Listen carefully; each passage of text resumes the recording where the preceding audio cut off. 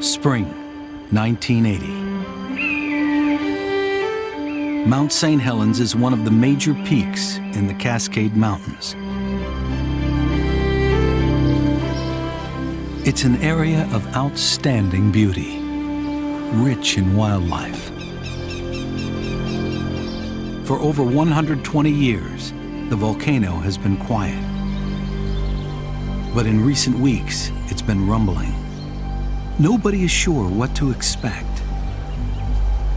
Then, on May 18th, 1980, a 5.1 magnitude earthquake rocks the mountain.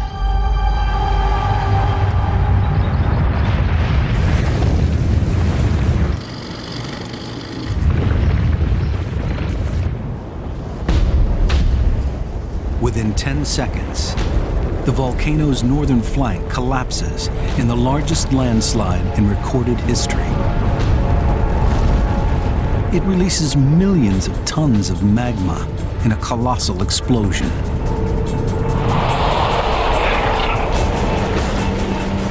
A cloud of searing gas and rock, known as a pyroclastic flow, races over the surrounding countryside.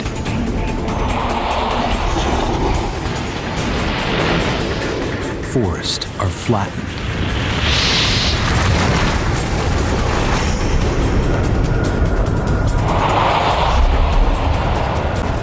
Four miles below the summit, an enormous lake is choked with debris.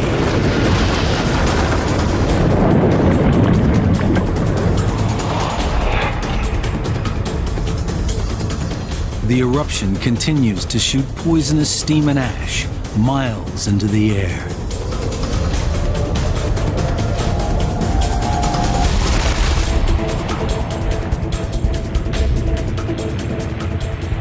It was just, again, astounding is the best word to describe what happened in 1980 here at Mount Saint Helens.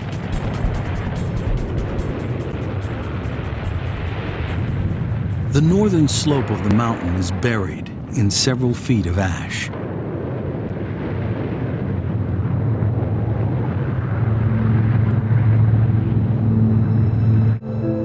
"57 people are dead. They include loggers, campers, scientists, and a reporter. Some are up to 13 miles away in areas considered safe. The plume of steam and ash rises miles into the sky for the rest of the day.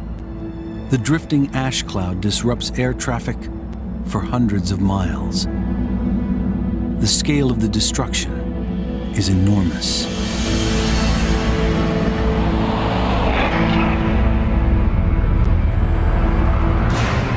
Across more than 200 square miles, the surge of ash and rock incinerates trees.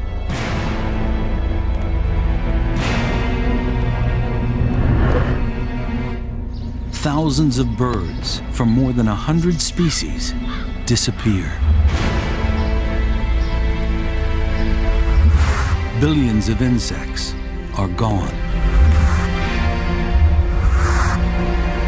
Deer and elk are wiped out.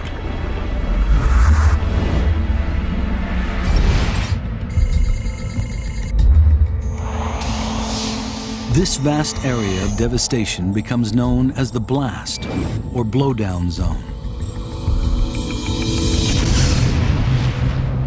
Nearer the crater, ash and rocks from the landslide litter the northern slope of the mountain.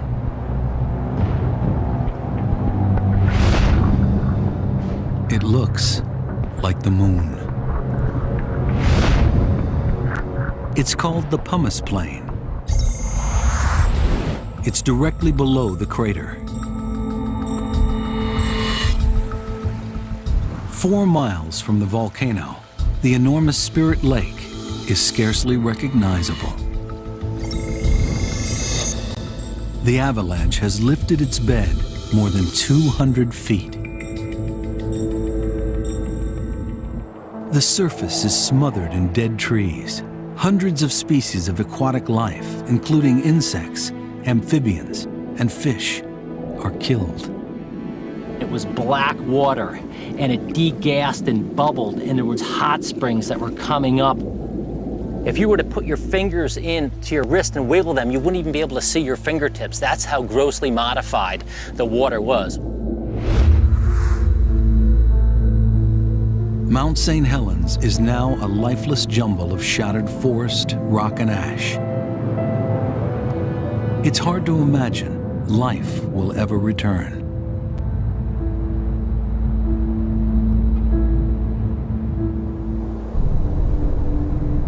The eruption was so powerful, it altered the shape of the mountain.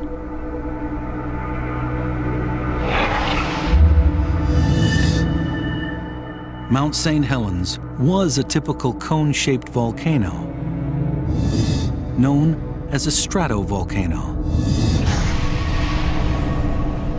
But the landslide has torn 1,300 feet off the summit, leaving a gaping crater a mile wide and 2,000 feet deep. It's the largest volcanic eruption in North America in nearly a century.